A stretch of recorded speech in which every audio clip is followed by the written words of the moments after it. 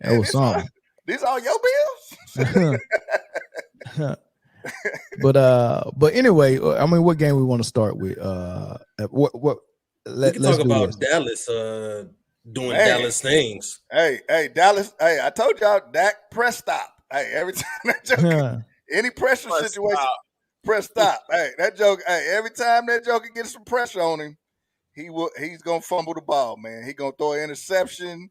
He gonna do something. He can't handle that pressure. Now, if they up by 30, 40 points, oh yeah, he they're gonna win. But hey, I don't think it was that though, E. I don't think it was that. The defense couldn't stop a nosebleed with a tampon. It was close, bro.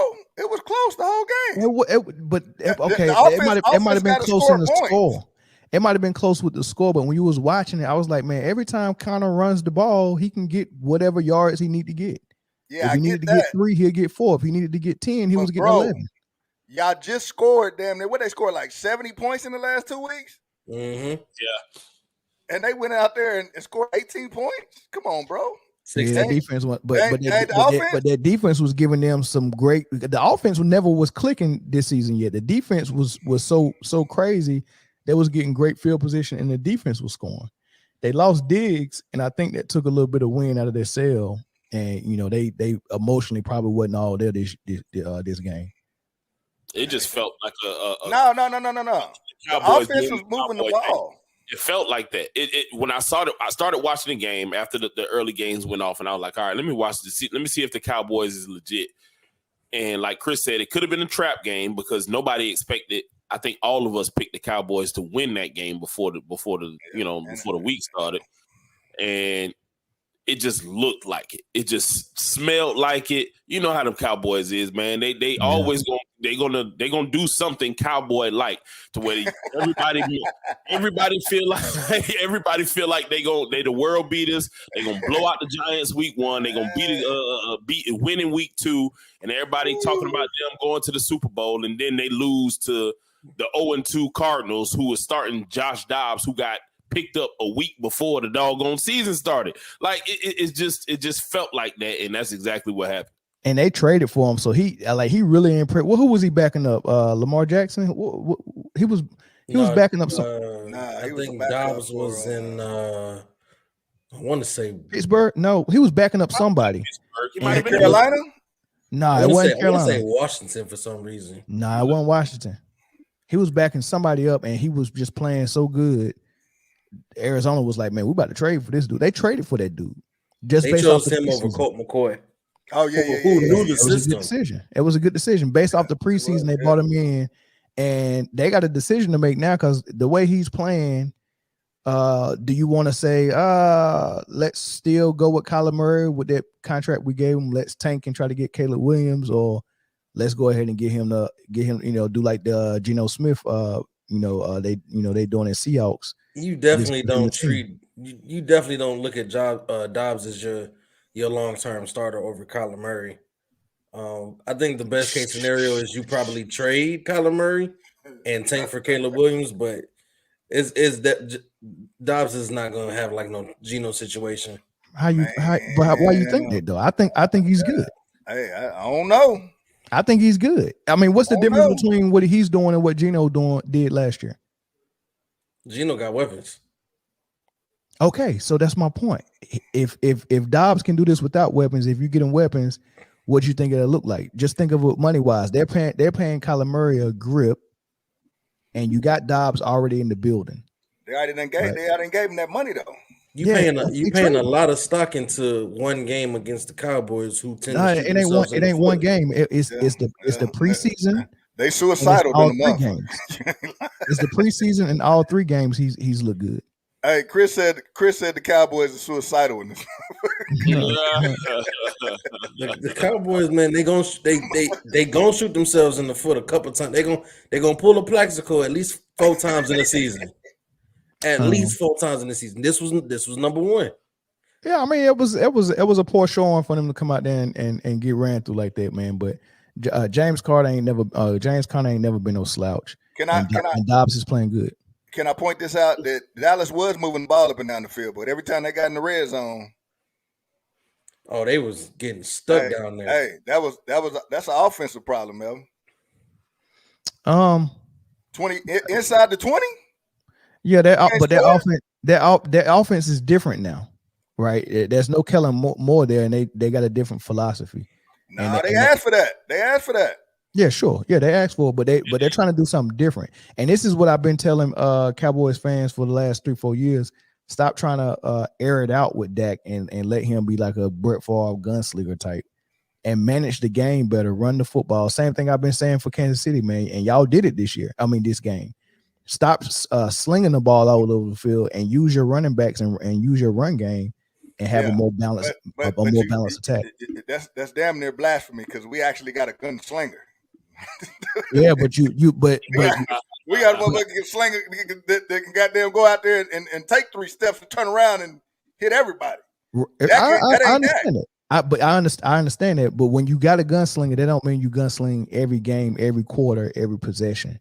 That you don't like if I had a gun and I wanted to go kill an ant, I wouldn't go shoot the ant. I probably would just step on it. Not if you got Dak Prescott. You better not go shoot that damn but that's what Kansas City is doing but that's what y'all doing with Mahomes. Y'all trying to go out there and shoot ants with y'all gun. And sometimes you just need to run the football. You don't have to. Pat Mahomes can be a hero when he needs to be a hero, and that's not every game. Yeah, he didn't have to be one this game. He actually he set out damn near the second half of the game. Yeah.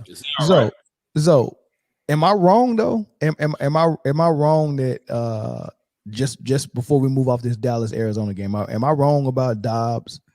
And do you think he could work? Or do you think they should? If I was the owner, I'd try it. If I was the owner, I'd try it. You got to. I mean, you don't have anything to lose by keeping Dobbs right now. You know what I'm saying? I don't know if he's he's young enough to be the quarterback of the future. I don't know about skill set wise, but what you got to lose? Like nobody has any expectations for the Arizona Cardinals this year. Let them play. Let them see what happens. Not like who think they're gonna win something. Please. Hey, that was their Super Bowl, like that Kansas City game, like that Detroit game was. That was Detroit's Super Bowl. That's crazy. That's crazy. I didn't even say nothing. Chris, this ain't about you. This ain't about you. Just drive by shooting, man. I was actually gonna give y'all credit for taking down a rival foe. That's crazy, man. That's crazy. Collateral damage, bro. He worked his way to find me. Chris, out of all of that. Hey, look, it wasn't even about you. That's what's up, E. That's what's up. No. I got you. I got you. It just went with the storyline. That's all I got you. Well, let's go to the Detroit game. Let's go to Detroit and Falcons because that's both of y'all teams. So great game, Zoe. Great game. Salute. So can we finish the conversation we was having in the group chat? It's 3 rookie running backs that impressed. Oh yeah, we was okay. Right. Go ahead. There's Gibbs for Detroit. There's of course Bijan Robinson in Atlanta, and then we just seen a chain get 203 and 4 touchdowns, 203 yards, 4 touchdowns, 3 rushing, 1 passing. I think all over the place for Miami. And I want to rank these running backs. Be honest. Rank these rookie running backs 1 to 3. From the season or from today's performances? Nah, from the season so far. Oh, I mean, just what we see so far in these first 3 games. Rank them. I don't know, man. I like Gibbs. In these first 3 games, man, I would have to probably go Bijan 1. I like Bijan. Gibbs 2. If you gotta think about it that long, you capping. If you gotta think about it that long, so here's the reason why I put Gibbs above A-Chain, because we haven't called A-Chain's name until today. Like he did a couple of fill spots in week 1 and 2, but it was mainly Mostert and the passing game. Yeah, because he's a backup, and I don't think he played week 1. He didn't play week 1. He just played last week and this week. So I can't put him above Gibbs, who was What do you see on the field? When have we heard Gibbs' name other than getting tackled on the first contact every play? Gibbs had more yards from scrimmage than Bijan did today. All right, give me the stats, because I ain't even pay attention to it. It was so underwhelming watching the game. I ain't even pull the stats up. It was quiet. It was a quiet 80-yard day. It was one of them ones. So 80 yards rushing or 80 yards from scrimmage? 80 yards rushing. Okay. And then Bijan had a horrible game though. Yeah, Bijan had I think 50 yards total from scrimmage, but it was 30 on the ground, 20 in the air on 13 touches, and then Gibbs had 17 touches on the ground. So it was a more productive, more efficient day, and more output from Gibbs. Although it didn't look like it because it seemed like he was going down first contact. He wasn't breaking off any long gains. He was, but at the end of the day, the tell of the tape was that Gibbs statistically had a better game than Bijan today. Yeah, and it sound like that's mostly based on he was on the team that was dominating the game. That's usually how they go. But just looking at it from the eye test and not looking at the stats, I would have to have Gibbs ranked third behind A-Chain and Bijan. Bijan would be 1, A-Chain would be 2, Gibbs would be 3. And I mean, I thought Gibbs was going to just probably get Rookie of the Year this year. I thought he was, but he just ain't passing the smell test for me, man. It ain't looking right yet. Yeah, I agree. Only because I think that the first couple of weeks he was the 1B back with Montgomery. You know what I'm saying? And that's the part that I like. We knew early, even though Tyler Algier, who's a beast, by the way, got a lot of carries, he gets a lot of touches. It just looks different when Bijan has the ball in his hands because he makes the first guy miss almost every time. He rarely takes direct contact when he's running the ball. Now I did see Gibbs get loose a couple of times. I think he had a couple 20-yard runs, especially towards the fourth quarter when they were trying to put the game away. But I think he has to grow into getting that many carries. I think that's what the issue is when, who's the other back y'all had, Chris, that had Craig Reynolds. That's who it was. It was another back. It was another dude whose name he was they put him up on the practice squad this week. He's a big guy. Yeah, number 28. Yeah, like a between the tackles type runner, kind of like Montgomery could be, but Montgomery can spread it outside too. But I think Gibbs has to work up to be that guy. And I think probably mid-season we'll see him start to spread his wings. But, it just – because we know what type of athlete he is, we expect him more. Yeah, all of them. I did. You know what I'm saying? We expect him more. He's a 4-3 guy. You know what I'm saying? Yeah. He's a 4-3 guy, and he's not a small guy, so you expect him. And a couple of times he showed flashes. That's what I'll say. He showed flashes where, boy – when he got that ball, he just looked like a different type of athlete than everybody out there. We just need to see that more. So as the resident Lions fan, I'll go ahead and speak to it's simply a misuse issue. They're not. I think Dan Campbell kind of spoke too soon, showed his cards too early, saying we're going to use Gibbs in a way that you've never seen before. And then David Montgomery goes down. Now you have to use him as a traditional running back. And so that's what everybody was expecting. So now everybody's game planning for that. As you saw against Atlanta, like I said earlier in the group chat, Atlanta's game plan was to sell out on the run. Yeah. That's why I was looking like little short 2-3 yard gains, no gains, stuck at the line of scrimmage type deal, because it seemed like their game plan was tailored because they knew with Montgomery going that they were going to try to get Gibbs active out of the backfield. He was going to be the number one back today. It's growing pains. We have the tape from him from college. We know what he can do. But the league is a different pace of game than college is.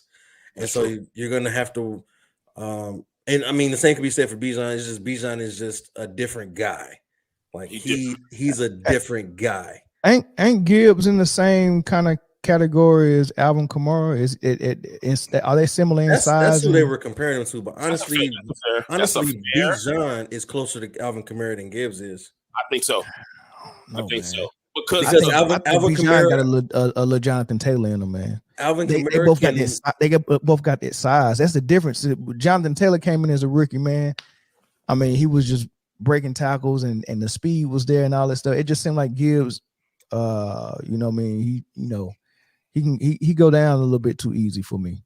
And the crazy thing, I thought Kamara was small when he was when he first popped up on the scene. I was like, man, how come this dude keep breaking all these freaking tackles? Well, I still don't understand how Kamara do it. You know, it's a gift and a curse, man, to be small, because one, your smaller guys are very, very quick and shifty. And once they get that first block, man, once they get that first hole, only thing that's really messing with them is DBs, and they backpedaling, so they ain't. It's hard to stop it. Yeah. So I think the thing about it is like the O-line in Alabama. That O-line is just an incredible O-line. They're gonna make space out of nothing, and so Gibbs is great in space. That's why whenever you see in the Kansas City game when he got those catches out of the backfield in space, he broke tackles, he made things happen, he made people miss. It's gonna take time for him to be a behind the tackles runner and to create space out of that, because he's just so used to already being in space and then making plays from that. All right, he gotta be patient, bro. He gotta be patient. He gotta wait. It's just gonna like today was very promising because for 80 yards and I watched the whole game and I couldn't have told you where I found 80 yards at. He had a couple big runs. Like he didn't. But and I agree with everything that you said as far as Atlanta's game plan. The game plan was to say, okay, stop him, because David Montgomery ain't there. They already said before this game that Gibbs is gonna have a bigger role. Let's sell out to stop him, and we did that for the most part. But shout out to Jared Goff, because let me tell you, that dude. He was surgical, because he knew that we were selling out for the run, and he knew that we were a bend but don't break defense. So we were playing so far behind, and he was patient. He found the right guy every time, and in the beginning they were nickel and diming us to death, causing those DBs to cheat up, and then they hit us over the top with the tight end. And I was like, okay, if we don't get any pressure on this dude, it's gonna be a long. And Grady Jarrett got back there and he stopped the drive. Grady Jarrett did get back there and stop the drive. Yeah. And the Lions hurried up and rectified that situation. Hey, you know what though? The only thing about Atlanta, you got to score. You got to score points, though. That's absolutely, man. Yeah, I was just about to ask that, man. Like, score points. Y'all made our defense look all world today. Is Ritter and Zach Wilson the only quarterbacks that can't hit their receivers? I thought Ritter had a little small breakthrough last game. I thought so too. I think it's a combination of things. I think it's the combination, the play calling, because we know our run game has been the reason why we were 2-0 coming into this. I think it's a combination of the play calling and a combination of Ritter just not having the experience. Like, I think he's so scared to fail. When you got Kyle Pitts and Drake London, those are big, they're good receivers, but them big dudes, you know what I'm saying? Give them a chance in one-on-ones. And I think he's kind of scared to do that. He don't have the strongest arm, but the only way that this offense is going to, because I started seeing it. Detroit had 8 in the box, first, second, and third down, and dared Desmond Ridder to beat him. They dared him. And I'm like, if he don't throw the ball, they say he ain't gonna do it. He ain't gonna do shit. It was definitely a coming out party for the defense today. We got 7 sacks. Aiden Hutchinson got his first 2 of the season, and a forced fumble towards the end too, didn't he? Because Tracy Walker dropped the game-sealing pick. So Hutch was like, I'm gonna go do this myself, and went and got that fumble. They had that defense is. Both defenses played well today. Detroit's offense played well. Atlanta's did not. We just did not. We couldn't move the ball. I feel like Arthur's afraid to take the top off with Ritter, and I don't know why. Yeah, I think that might be true. He just wants to dink and dunk a lot, and it's like, man, you got Drake London, whose hands is certified. You got Kyle Pitts, whose hands is certified, who's a tight end, which I think he should just fully convert to wide receiver. because of the way he runs. Yeah, the way he runs routes. Hey, so you thinking about him last year in his rookie season? He looks heavier this year. Even still, I'm looking at him in pads, and he looked like the same size as Drake London. Hey, like you look at him, and then you look at the other tight ends. Hawkinson, he's smaller than Hawkinson. He's smaller than Laporta. He's smaller than Kelsey, Kittle, Andrews. Even he's smaller than Isaiah Likely, the backup tight end. Like he's just it's wide receiver frame. It's just unacceptable for them to have Drake London, Kyle Pitts, and Jonnu Smith, and not be able to open up the pass game. That's crazy points. Yeah, I ain't gonna lie. Score more than 6 points. Yeah, exactly. Score more than 6 points. Yeah, you got to score more than 6 points. I ain't gonna lie. Desmond Ridder set Jonnu Smith up something serious. Man, and that's a thing. I think that's another thing. Listen, he was throwing some medicine balls out there. I mean, ambulance routes, boy. He was putting them boys in situations where they had to say, I think it was he used to call them shits ambulance routes. Hey, the receivers were looking at that shit like, man, I ain't catching that. I think it was one drive, 3 straight plays. The receiver got up slow.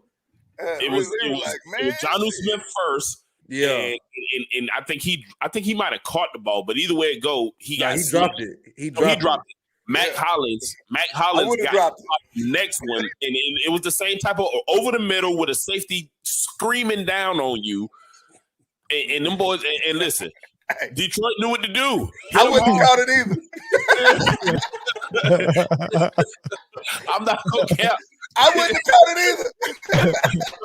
They was smacking my receivers, bro. They was smacking them. And then after that, it kind of just looked like Desmond Ridder. Never mind, I'm bullshitting, man. I don't want to play no more. They do the hand tap to get a sub. Yeah. Out of here. I saw Mac Hollins on the sideline after the play, and he was just like, God damn, like I don't even want to go back out there. Like he was smacking people, and I think that shook the confidence because even Kyle Pitts after the catches that he had, it didn't look aggressive. He didn't look like he was looking for the contact and trying to get like everybody was playing on eggshells on the offensive side of the ball after that. And it just like I think to start the half, I think both sides had 3 and outs the first 3 possessions. And it was slow starting. It was a slow start to the second half, and I'm like, man, our offense, if we don't get, like, we're losing the game. We have to score, and if they can't score, then it doesn't even matter what the defense is able to do because it looks like Detroit is going to make the adjustment first before we are, and that's exactly what happened, and that's why they drove the ball down the field, scored another touchdown, and that sealed it. Yeah, hey, Eric, so since we're on the topic of struggling quarterbacks that can't hit their receivers, let's keep it with that thing. Okay. And it was 3 quarterbacks that was for sure struggling and been struggling all season. And Ridder is one. But the other 2 is Zach Wilson for the Jets. And Justin Fields for the Bears, man. Which one is more disappointing to you out of all those 3? Hold on. You cannot put Zach Wilson in the same conversation with the other 2 quarterbacks. You're right. Zach Wilson is in a league of his own, bro. Zach Wilson was supposed to be kicking his feet up this year. He wasn't even supposed to see the field. And it looked like he did not know none of the playbook either. Every time in training camp and practice, whenever he wanted to run with the one, Coach, can I run with the ones? No. You go sit down. Go get some water. Yeah, go relax. He is so Zach worse than Ridder and Fields.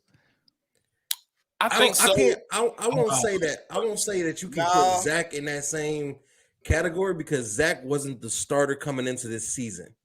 So the game plan wasn't built for Zach. The game plan was built for Aaron, right? Yeah. Now you're trying to adjust on the fly. You're trying to reincorporate him, trying to build his confidence back up. Because at the beginning of the season, like I said, he wasn't supposed to see the field. However, Desmond Ridder and Justin Fields were the guys week 1 in preseason.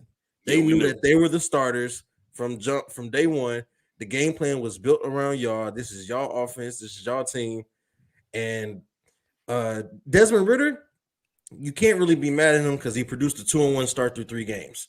One of which was it 2 comebacks? I know the Green Bay was a comeback. The first one was 2. So 2 comebacks, right? And then you lose this one. Offense is a little bit stagnant, but You got a 2-1 start through 3 games, right? Hey, Justin Fields got to catch all the hell. Justin Fields has to catch all the hell. Yeah. Justin Fields, that motherfucker got to run, throw, dodge sacks, break tackles. That's a lot. That's a lot. And I want to give him the benefit of the doubt because I'm looking at these games and I'm like, bro, it's rough out there for y'all boys in Chicago. It is rough. But he gonna be the scapegoat. He gonna be they gonna look to trade him or they gonna look to move on. Especially, I think Jay said they had 2 first-round picks this year. If Caleb Williams does come out, yeah, I mean, it ain't Justin Fields' fault though. You're right. You 100% right. Soon as they hike the ball, he got a defensive lineman in his face, a pass rusher. He got to run. He got to run and try to find an opening. There's definitely a lot of other issues that needed to be addressed in Chicago, from the O-line to weapons, running back, receivers, secondary, and coaching. I'm gonna go ahead and say it, man. Eberflus is not the guy. No, I didn't even know his name to today. Matt Eberflus is not the guy, and whoever the offensive coordinator is, because I don't know who that. Well, the defensive coordinator quit. He's saying, and Eberflus was calling the plays. It looked like the defensive coordinator quit. Yeah. I don't know why he quit. It looked like it. 35 probably had more. If they wouldn't have called a penalty, they would have had 40 in the first half. Yeah. He was. Hey man, they listen. I don't want to play Kansas City next because they got warmed up. They got all warmed up. You're welcome. We lit that fire under y'all ass. You're welcome. But they always do that. They always come out and try to see if they could pass every play. And then when they find out, you actually need to run the ball, they'll go back to running for like 1 game, 2 games. And then next thing you know, they doing their BS again and just passing every play, man. They do this every year, man, with Pat Mahomes. Every single year. It's okay, man. It's all right, man. We're just gonna keep winning Super Bowls, and okay, we'll see. You know what I mean? We'll see. We gonna get to that KC game because we're gonna talk about it. Yeah. Go ahead. I want to. So y'all think the first quarterback to get benched out of that the terrible 3? Zach Wilson. They got to draft a quarterback, bro. They're gonna have to draft a quarterback if they want any kind of season in New York. Zach Wilson ain't it. Should they keep him out there for the rest of the season and try to go find somebody? What's better? They already said Matt Ryan and Carson Wentz are the ones that have contacted the Jets. Neither one of them. Matt Ryan and Carson Wentz called the team. The team didn't call them. Look at your options, bro. Your best option. We talked about this a couple weeks ago. Their best option was to go trade for crab legs. Down there in New Orleans. Crab legs done. Crab legs done, bro. Right, how can you say crab legs? He had 100 yards in 1 quarter of work. Hey, bro, and no points. That's not his fault. That's play calling. That's playing conservative with the lead because you got the backup in. You play conservative. How many times have we seen that happen? He's the reason we got to go ask for crab legs at the seafood market now. Bro, look, they play. That loss is not on Jameis. That loss is on the defense. You play conservative when you have a quarterback that's very prone to giving the ball to the other team. That's when you play conservative. I got a 17-0 lead, and I just put in 30 for 30. Yeah. And I got to make sure that dude don't throw no pick 6. And he will. He will throw a pick 6. Yeah, he will. It's part of his DNA. He gonna throw a pick 6. Now, what I will say is, it is a part of his DNA. It's just what he do. It's what he's done. This loss is not solely on him, though. Because when you have a 17-point lead in the 4th quarter, you're supposed to win the game. You're supposed to. Granted, he didn't score no points, but that defense allowed Green Bay to just do whatever they wanted to in the 4th quarter. And Jordan Love ain't no slouch. He's not slouch. He's a good quarterback. He's good. He's a good quarterback, and I think he's gonna continue to get better. So as much as I hate it, man, I don't mind watching it. I'm excited for our game on Thursday. Y'all got them Thursday 2-1, both of y'all. Yeah. Oh yes, it's Cheeks time. Yeah. Cheeks for who? Oh yeah, it's Cheeks. Spread Cheeks, not hate. It's Cheeks on who? Oh y'all go lose Green Bay. Oh, bet on it. You gonna mark that one down on your pick 'em? Bet on it. That sounds like a challenge. Yeah, Green Bay gonna win that game. Ooh. Okay. I want to understand the logic real quick. You say Green Bay is gonna win that game. Yeah. They got the same O line. Yes. And you just saw what we did to Atlanta. What y'all do to Atlanta? You seen what 7 sacks. They did get 7 sacks. On Ritter? Yeah, they got 7 sacks. They sent up backup players and shit in there to go hit the quarterback, man. That shit was crazy. I was unbelievable. Yeah, it's like a homicide scene. Everybody and there's no guarantee. It's a yellow short tape week. all up around the quarterback. It's a short week. I highly doubt Jones and Watson suits up. Let me ask you a question. So because you got 7 sacks against Atlanta, what does that mean you gonna do against Green Bay? 7 sacks against any team is hard in this league. So that means you gonna get 7 sacks the next week? Hey, hold on. I'm gonna say we're gonna get 7, but we definitely gonna be back there. Y'all ain't got multiple. How many sacks y'all get against Kansas City? None because of the illegal holding. Don't do that. Don't do that. How many sacks y'all? Who y'all play week 2? Hold on. How many times did we get back there, even with the slot lineman? How many times did we get back there? Slot lineman was crazy. He was back in his bag today too. And how many? And Mel, you even said it yourself. How many times did we see Hutch get held? Yeah, a lot. Hey, man, okay. So look what happened. Look what happened when the game gets hold on every play. Part of the game. Holding on every play. Kansas City shit to say. Holding's part of the game, man. Holding happens on every play. You entitled. Sometimes they call it, sometimes they don't. You that ain't my business. I'm not an official. I'm gonna go ahead and plug you in on that pick for your. But Melvin, Melvin, why you say it like that? Why you say Atlanta like that though? You was like, yeah. See, you saw how he did that. Yeah, I seen that. Hey, I'm checking your paraverbals. He was like, hey, because you got 7 sacks. Hey, that joker said, just because you got 7 sacks on Atlanta. Well, so look.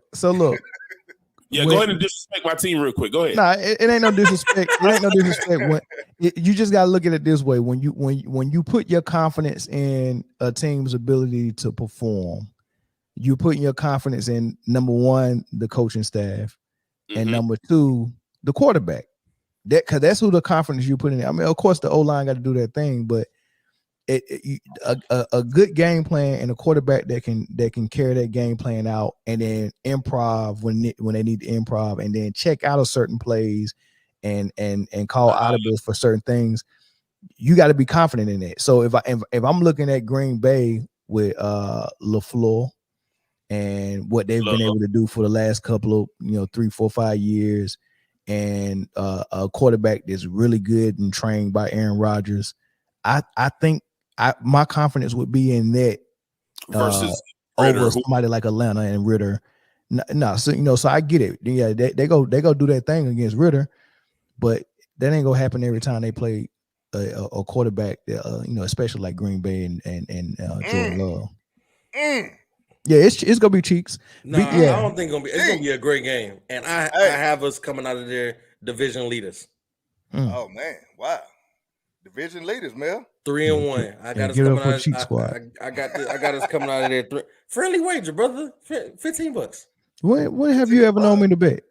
Yeah, Melvin. Come on, man. Melvin it's light. Melvin is like 35% deacon, bro. You can't. It's light, Mel. It's light. You asked matter of fact, in the group chat, you wanted to put 500 on Atlanta. I should have took you on that. Yeah, because when I say 500 on Atlanta, when I say that, you said 500 on that. I said 500 on Atlanta and then pick Detroit in the Pick'em League. Come on, Chris, that don't even make sense. No, you definitely said 500. Not no Atlanta. Ain't nowhere in the world I put no 500. You gotta show us that ticket. I can't. Yeah, show me that. Yeah, show me that. Right now. Yeah, I can't believe Lil Jake said that. Nah, ain't no way. Is it Capricorn season already? Nah, yeah. Hey, damn, Capricorn. Damn, he do got to see on that. Cause he capping. For sure. 500? Yeah, it wasn't no Atlanta game. Melvin, you better not ever let that come out. He looking for it too. He showed me for it. Go to your search and hit 500. Yeah, just hit 500 on there. Did he spell it out or he just put it in numerals? It was definitely numbers. I'm trying to find it. Lord have mercy, this dude. Look, both of them looking for it. Well, why he doing that? Let's go to a quarterback that was struggling that kind of broke through that might have been me that said 500. No, it was you. It was you. It was you. What was your text? Because you had said something about a bet, and I said I bet 500 the Lions win the division. I know y'all didn't get Bro Osteen the goddamn. Ain't nobody mess with Eric, man. Look, I was talking to Jay. Never mind. My fault. Yeah. There you go. But you was laughing. You was laughing at it. Now Jay bet 500. Jay might bet 500. Nah, Jay ain't even hit me back on that one. Jay looked like a $500 better. All right, Cleveland Browns, Tennessee Titans, man. Deshaun Watson kind of broke through. Amari Cooper kind of broke through as well. 27-3 game. Tennessee look like they just falling apart. I can't call a Tennessee game no more. I can't. When I want to go against them, they win. When I go with them, they lose in terrible fashion. Like I'm gonna flip a coin to vote for Tennessee games from now on. Where is King Henry? That's boy, you took the word right out of my mouth. He got out snapped. He got out snapped. By who? Who snapped him? Spears. Something Spears. Tajay Spears, the rookie. He got out snapped. What? I think they said. I think I got a notification by halftime. Spears had 18 to Henry 7. Oh, that's crazy. But maybe Henry's hurt. Is this the end? That's my question. No, I don't think it's the end. What? I don't think it's the end of Derrick Henry. I think it's the end of Derrick Henry in Tennessee.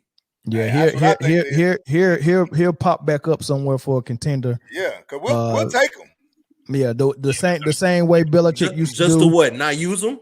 No. The way Belichick used to do. The way Belichick used to do when running backs was quote unquote washed up, and then he'll grab them and win the Super Bowl with him. He did it with Corey Dillon. He did it with Antoine Smith from Buffalo.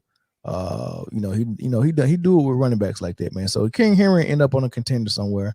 Yeah. He come over here to Kansas City. Nah, he ain't gonna go to Kansas City. He want the ball. Yeah, exactly. We'll give him a Kansas City. We'll take him. Anything that takes the ball out of Patrick Mahomes' hands is a threat. Hey, we'll take that. Hey, we'll take all that wear and tear off his body. That man extra tight end blocking. We'll use him when we up 41-3. Yeah. He'll probably choose to go to Miami in free agency. I think Miami might be good at running back. Miami might be good. Miami might be good. Yeah. Miami good at running back. Can we talk about that game? Because God damn, are we done with Cleveland? Yeah. Nothing else to see. Deshaun Watson, is he back? I wouldn't say back. One more week. Give me another solid week.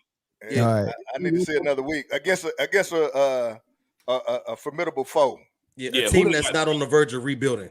Yeah, let me see who they got next week. That'll be the test. Whoever they got next week, week 4. Let's see who they got. Probably they got the Ravens. They got the Ravens. Yep. If he can do it, he do that. I believe. But yeah, I'll buy into the hype a little bit if he pull one out there. Is it in Baltimore? Let me see. It don't matter where it's at. No, it's in Cleveland. Oh yeah, it don't matter where it's at home Cleveland, too. This is for you. Cleveland will show up at home just like they will on the road. Hey man, if I'm Kevin Stefanski, man, I'm putting bolos in all the massage parlors. Kick this man out. I need him focused. I think that was part of his deal. He can't go in no massage. Probably is. Probably is. That motherfucker can't go in happy head or nothing. He can't go nowhere. That's what took him so long to get warmed up. He can't get warmed up like he used to get warmed up.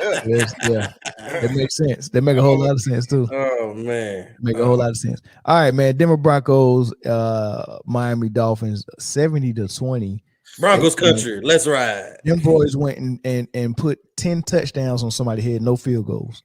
Bro, 10 touchdowns, no field goals, man. The backup players was in there scoring touchdowns. Man, it was ridiculous. I think the starter was on the sideline. Look, I think the somebody put Madden on rookie. I think the starters put up 35 and the bench put up 35. Yeah, they did. Tua was in there and put up for sure 49. 49, okay. Then the bench just was like, no time like the present to get ours, right? Yeah. Hey, some dude off the practice squad was like, "Come on, coach, let me get a snap." I didn't even know Robbie Anderson was on the roster still. He got in and caught a ball. What? Robbie Anderson? Robbie Chosen Anderson. His name is Chosen now. Yeah. Chosen Anderson caught a bomb like when he was in Carolina. And what was he at before Carolina? Jets. The Jets. Yeah, he caught a bomb like that. I'm like, dang. Yeah. Hey, he couldn't believe he caught. Lee. Listen, when I seen, because I was flicking back and forth from my game to like other ones, I would go and it was 21-0. And I was like, okay. It was 35-0. And I was like, damn. Then it was 42-0. I was like, what is going on? And then just it got worse and worse. And I was like, 70 piece. Everything that could go wrong did go wrong for Denver in that game. They couldn't stop the run or the pass. You got to stop something. And that was their home opener. They didn't want to stop anything. That was Miami's home opener. Oh my God. Is it fair to say the Donkeys are full of shit? This is my question. Is the Dolphins the best offense forget offense. Are they the best team in the league? No. No. I don't know. San Francisco defense is still no. So complete team, no, but offense, I don't see any other team. 70. They put up 3 weeks of scores in one game. Hey, look who they did it to. It don't matter to put up 7. That amount of points hasn't been scored since the 60s. Hey, and they had a chance to break the record and chose not to. Hey, Melvin, that's a good question. So what does that say? Does that say that the Broncos truly suck? They definitely sucked today. They definitely sucked today. Or does that speak to how high powered the offense was? Because I think both. It's got to be both, man. Because this is I think they've scored they scored 30 points in the opener against the Chargers, and then I think they scored 30 again against the Patriots last week. So they've been a high powered offense, and then they just came out and dropped a 70 bomb. Like it was effortless. They was out there playing against BS High. Tua was 16 for 16. When I tuned in, Tua had started the game. BS High, man. Tua had started the game 16 for 16 with 2 touchdowns. Yeah, that's the crazy part, man. They was out there playing against Bishop Sycamore, man. Yeah, but Eric, you don't think they're the best offense in the league, though? You said no. No, they don't. They're not. You think the Kansas City Chiefs is the best offense in the league? Did you see the score today? Man, if you don't, did you see the score? Miami hung 70. Bro, how you know we wouldn't have did that if we played? How you know we wouldn't have did that if we played Denver? Because y'all didn't. Y'all played Chicago, which is worse. If you don't stop. Hey, Chicago's not what? Did you think Chicago's worse than Denver? Yes. Look who the quarterback is. It's Justin Fields and Russell Wilson. I'll take Russell Wilson 10 times out of 10. You'll take Russell Wilson? Yes. Old Russell or new Russell? Either Russell. Sierra Russell. Gucci flip-flop Russell. Writing home Russell. You ain't taking the new Russell. You ain't taking that new Russell. You take the old Russell.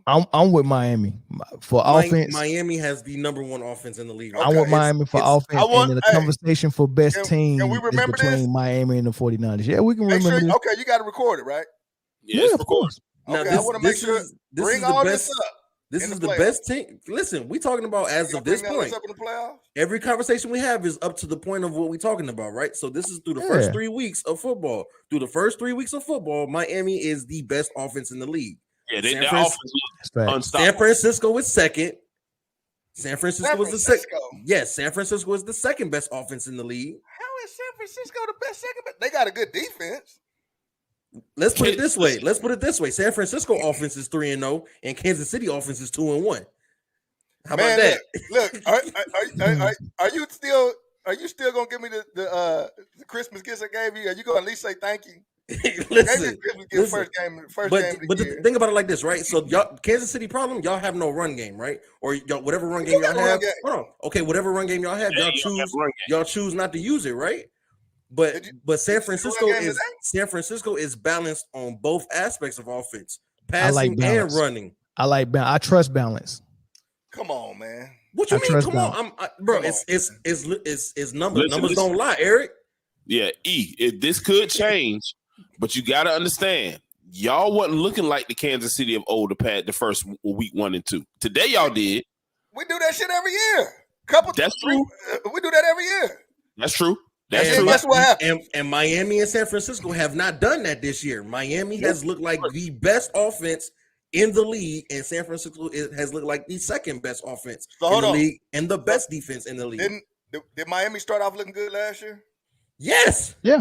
Yeah, they did. Tua got And banged up. And Tua got hurt. So Yeah. now we're actually seeing what Miami, like, it makes us really wonder if Tua hadn't got those concussions, how the season would have ended for Miami last year. Because this is the same team. They still was in the playoffs, and their backup gave them a good run. Now, And this they is the almost thing. beat Buffalo in the playoffs. No, notice Tua not running the ball no more.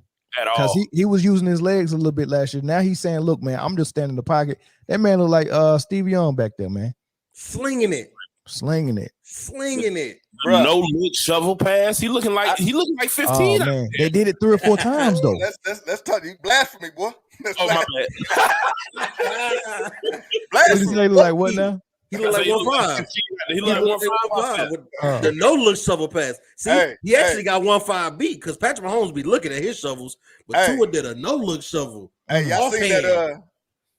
You seen that was out there playing against Bishop Sycamore. I don't care, man. When you do that, Magic Johnson, bro. What? Hold on. What defensive coordinator should still have a job after getting scored after 70 points got scored on? Eric, it's this number of points hasn't been scored since the 60s. That's what I'm saying. What defensive coordinator should still have a job? No, that should just go to tell you how hard it is to do such a feat that the Miami Dolphins did today. It hasn't been done since the 60s. You don't fire the defensive coordinator because he need to be in that film room with everybody in the front office trying to figure out what happened. Because I don't think they realized. I don't think they still ain't figured out what happened. No, they were able to score like for the whole fourth quarter. Normally, you see adjustments. Nah, man, listen. For one, Miami, I do think they're the best offense right now. No question about that. I think they're the fastest offense too. And Waddle didn't even play. They have 4 guys sub 4.4. They have 4 guys. So what? It's Tyreek, Jalen, A-Chain, and Mostert are all sub 4.4 runners. Mm-hmm. Hey, we just gonna have to agree to disagree. I know y'all wish y'all still had that cheater. I know y'all wish y'all still had the cheater, man. Y'all probably would have put up 70 points, but y'all ain't got cheater. We done had $70 million to pay him. Shit. I just think it's interesting. Y'all spent it on the Taylor Swift promo campaign. I just think it's interesting. We had 31 million. They have 70 million. We can't compete with that. Look, Tyreek had Kansas City offense looking like how he got Miami's offense look. That's interesting. And you know what's crazy? I thought Tyreek might have been crazy as hell when he said that Tua was more accurate than Patrick Mahomes. But Tua be putting that ball in some tough spots, bro. Yeah, all that preseason stuff that they was talking about like last year. Yeah, that's fake. That man, he knows how to throw a football. I used to think Tua would underthrow Tyreek as soon as he went over. I was like, oh, he gonna underthrow him. Tyreek gonna have to come back to the ball. And it was like that for the first couple of games because they had to get that chemistry.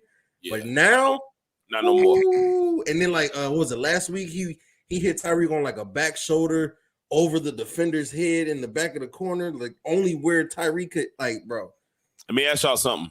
Through 3 weeks, Tua MVP? Yes, absolutely, 100%.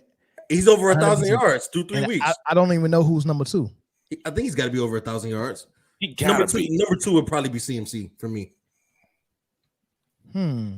Well, you know how they are about running. They don't like running backs. They don't like running backs. It's gonna be tough for a running back. No running back. But if we be like we all realistic football minds, right? So we understand what we see. Har's best player. CMC is, and he should have been in the running last year. I think he might have been, but he should have been in the running last year for MVP. Yeah. But it would definitely be CMC number 2 for me behind Tua. But Tua got that offense in Miami humming. That's a good second option. Yeah. Well, it's only week 3, so of course we got to do our way too early. We got to do our way too early. So that's way too early. It's way too early. Yeah, it's way too early. But right now, like Tua is looking.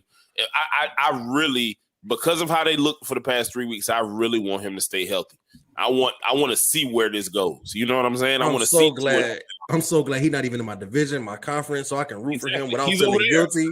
I can root for him without feeling guilty because, man, now that I can see this healthy Miami offense, yeah, I want to see it again. I want to see it. We don't got to play them. I'm an NFC. Yeah. I'm an NFC.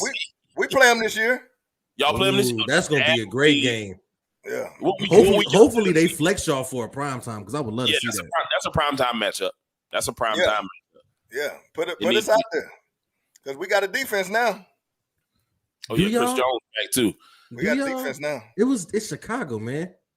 No, we got a defense, bro. Okay. But, hey, they ain't even been talking about the offense. They've been talking about the defense mostly. Y'all needed to pay Chris Jones because y'all needed him bad. He showed why y'all needed to pay him. Yeah, he's a difference maker. Yeah, he makes a difference. But hey, 70 points on a NFL professional league team, defensive coordinator be gone. Hey, I walk down there as the owner and be like, hey man, just pack all your shit. Don't even worry about it. Hey, 70 points, dog? Who wanted to be 0-3 more, the Vikings or the Chargers? The Chargers. The Chargers was trying to. Chargers need a new head coach, bro. The Chargers coach was trying to lose that game. Chargers need a new head coach because he was doing everything he could. I could not believe Chargers lose that game. What was it? Fourth and 8 or 4th and 5? On their own 25. Let's go for it. For what? 14. It was on their 14-yard line, bro. Hey, and they was up. And they were winning the game. Not 2 points. They was up by 4 points. Hey, he was so happy they won that game. He was happier than everybody they won that game. Nah, was he? I think he trying to leave at this point. Like no coach does that. He trying to get fired and get that free money by sitting at home. Yeah, he don't want to coach no more. He don't want to coach no more. Yeah, he just want to watch the kids. He don't want to coach no more. How you winning the game in your own territory, in your own red zone? Like they got the ball in the red zone. That's why I thought that Vikings was gonna win the game, but of course they gave it back. But that's not. I don't know any coach who would be dumb enough to make them drive the field, punt the ball. Just punt it, man. Just punt it. You up 4, and I think it was what 2:30 left. How much time was left? Like probably 3 minutes or below. Enough. Yeah. Yeah, it was that terrible. Is crazy. Real quick. Kirk Cousins is the passing leader through 3 weeks. Yeah, with 1075 and 2 is behind him with 1024. Only thing about that Kirk Cousins though, he kind of like Dak Prescott. He can and will give the ball to the other team. Yeah, he did today. I just didn't understand. Can and will. They ain't got no run game, man. They ain't got no run game. Cousins is the best worst quarterback in the league. Like this man, yards wise, touchdown wise, his numbers are immaculate. But is he the white Jameis Winston? Do they have a win this year? No. He better than Jameis. He better than Jameis Winston. He better than Jameis. Hey, Vikings are 0-3. They 0-3? Yeah. It's hard to believe. Listen, Kirk Cousins, I got both him and Jay Jettas in my fantasy, and they've been carrying me. They've been carrying me and they don't got no wins. He's over 300 yards in all 3 games. He gonna get you over 300 yards, but he gonna give you 2 interceptions minimum. And they're gonna lose the game. And then they're gonna lose the game. Maybe a fumble for some razzle-dazzle. It'll be a close game, but you're still gonna lose. Man, I was watching that game and I was like, I don't know who to pull for. Like, I want the Vikings to win because that's who I picked in the pick'em, right? Mm-hmm. But I want the Chargers to win so that the Vikings is 0-3 in the division. Yeah. And it's you like you should have seen that stadium when Jefferson went down with leg cramps and they didn't know if it was like a knee or something. Because it looked like non-contact. Everybody was crying. Yeah. Oh man, that was in the. Oh my man. Minnesota is a dome and all the oxygen was gone. Hey, look. Hey, look, bro. Kirk Cousins is like almost winning the lottery. You got most of the numbers right. You got 5 numbers right. And it's that last one. You like Powerball. Yeah. But that was a monster game from Keenan Allen though, man. He had about 16 catches. Yeah. He threw a touchdown, caught a 18 touchdown. catches, 215. Yeah, I don't know what's up with San Diego. I mean, not San Diego. LA's defense. I don't know what's up with the defense because they got everybody. I don't know. Yeah, they got pass rushers. They got linebackers. They got shutdown DBs and corners and safeties. I don't get it. James healthy. Khalil Mack healthy. They just seem like they struggle. Joey Bosa healthy. Like I don't get it. That's crazy. They got good players at all 3 levels of the defense. They got a good linebacker core too. Khalil Mack still there, right? Yeah. Yep. Healthy. I'm like, there's no way you can have a Bosa on your line and a Khalil Mack behind him. And a Derwin James behind them. You are so solid. You literally have all pro at every level. You about to waste this if you don't get that coach up out of there, man. Yeah, you gotta get him out of there. Right. You gotta get him out of there. You got to. That's when you lay it out like that and you hear it out loud, it sounds so much worse. Yeah. It sounds so bad. Like, hey, it's like getting a job and not knowing what in the world you're doing. Yeah. And then, look, and you got that on defense application. Look, and you got that on defense, and then you look on the offense, and you got a Keenan Allen, a Herbert, a Eckler, and a Williams. I'm like, come on, man. He don't know what he's doing, man. Yeah. And Williams might be gone for the season, man. You see him get carted off?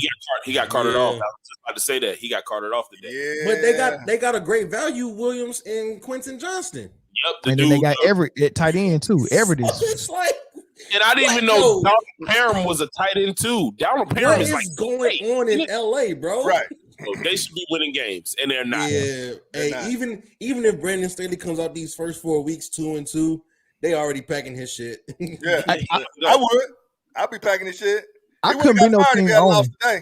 Look, Eric, I couldn't be no team owner because I would fire someone. I would fire a coach based on his facial expressions on the sidelines when you're losing and you just got that gas face. Like, I'll be like, man, get off my sideline, man. Like, I want to see confidence in my coach even when stuff going bad. You know how Phil Jackson looked when he just be calm.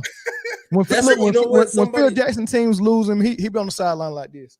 Hey, you gonna call him in your office and say what? Your face is wrong. Well, I'm like, look, man, bro, you scaring the whole bench, the team.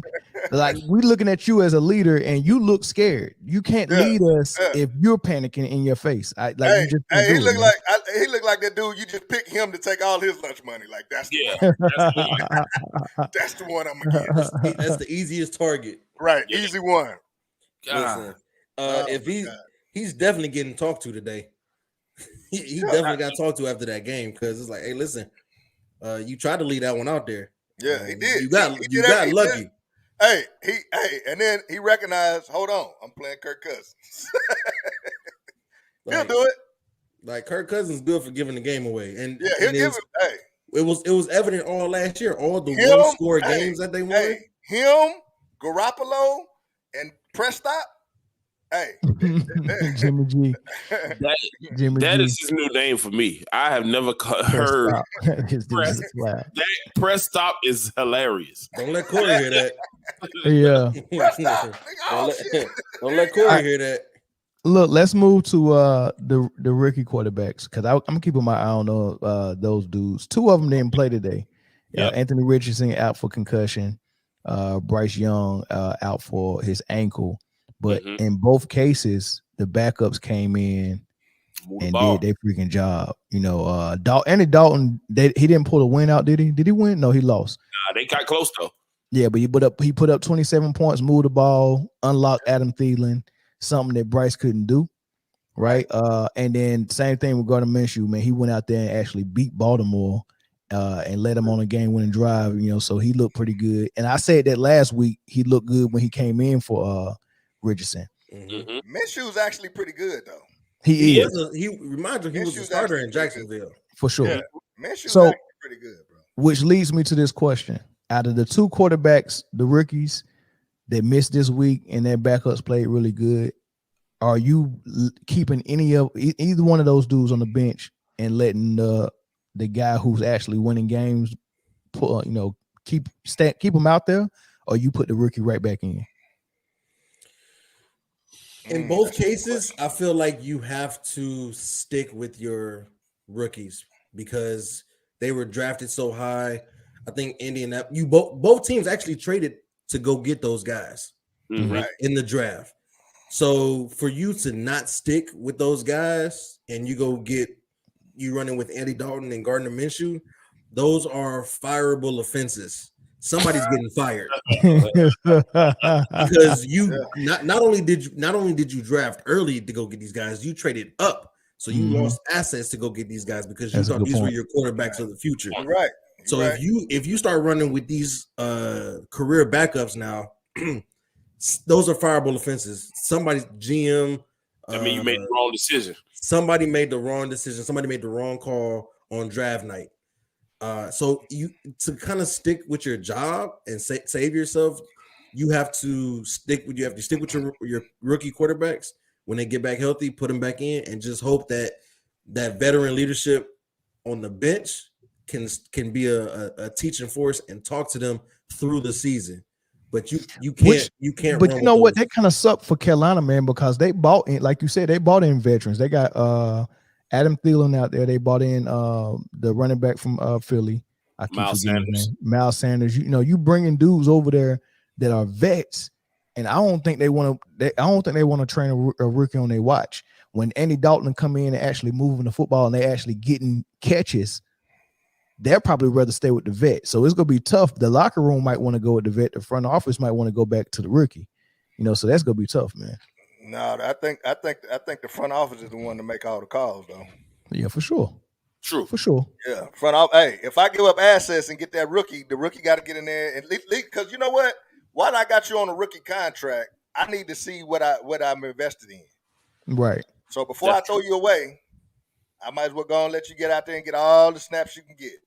Test drive it before you marry it. Yeah, before you marry it. Yeah, because hey, when that goddamn put that ring on it, it's over with. It's over with. Oh, shit.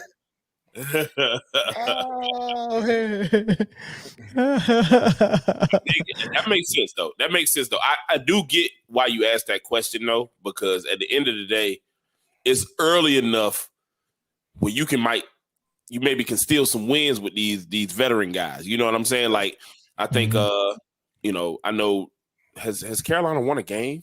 No. No, they won today, didn't they? No, they lost. They almost won. They lost today. Oh, so okay. 3. No, they beat New Orleans. Yeah, they beat New Orleans today. No, they didn't. They beat New Orleans last. Yeah, they did. New Orleans. No, they didn't. No, they didn't. Nah, no, they New Orleans. They did. Against Green Bay. Yeah, they didn't. They got close. They got close that game too. It was close to the end. No, was it? Either way it goes, I know New Orleans is 2-1 now, and Carolina's 0-3. As far as the Saints lost today, though, right? Yeah, the Saints lost today. They did start 2-0. Yeah. Yeah. Who else we talking about? Colts. They are 2-1. See, in this situation. So this is what you stand to lose if you don't go back to your rookie. We know Zach Wilson actually looked better as a rookie than he does now. You could shoot their confidence by benching them. Like you think you did Zach a good deed by saying we're gonna trade up to draft you number 2. We're gonna put you out there as a rookie, and then we go yank you out and go get Aaron Rodgers. But you can learn from him.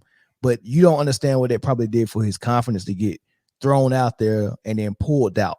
Yeah. Because remember, Peyton Manning looked bad his rookie season. He threw like 25 interceptions or something like that, right? Zach Wilson don't even look like he don't even understand like he understands the game. It looks very bad. Yeah, he don't even look like he know what he's supposed to do as the quarterback. Yeah. So putting them out there and then pulling them out, does that shake their confidence, and then everybody around them shake their confidence as well? So I think you got to kind of think about that, man. You don't want to ruin them mentally like they did Zach Wilson in New York. I honestly don't think they ruined Zach Wilson, man. I think when the coaches evaluate you, some people just don't got it. Like you can just see and you can just be like, he ain't got it. Like a Jamarcus Russell, you can just tell. Like he see it like great talent, just don't got it though. He just don't got it. Yeah, he might have been good at college level or something. Press stop. I've been saying for almost ever since he got in the league. I'm like, he just don't got it. And some quarterbacks don't translate well. Like their game might have been spectacular in college, and sometimes it just doesn't transfer over to the league. Yeah, because you got to understand, it's a whole nother level. It's a whole nother level. Yeah, and it's too early to say that for Richardson or Young or Stroud or any of those rookies, right? I got faith in Bryce Young, though. I think he's going to be all right. I hope so. I think he's going to be all right. He definitely has to hit the weights. Yeah, he got to hit the weight. Carolina got to build around him, man. Like this is scary if you have an offensive line that's getting him taking the hits that he's took in the first 3 weeks. He's too small for that, man. Like don't you got to protect your asset. You know what I mean? Like this guy has to. I don't know what they're gonna do as far as building. You know, they got a couple pieces with you know, the I think the Mingo kid. They got Thielen. You know, so I think that they can build as far as team, but you got to protect this guy because he's the number pick. And you know, remember Trevor Lawrence didn't look good his rookie season either. So I mean, he got time. CJ Stroud looks great though. I like CJ Stroud. We talked about that last week. They got the win today against Jacksonville. So that's their first win. So I like CJ Stroud, but I think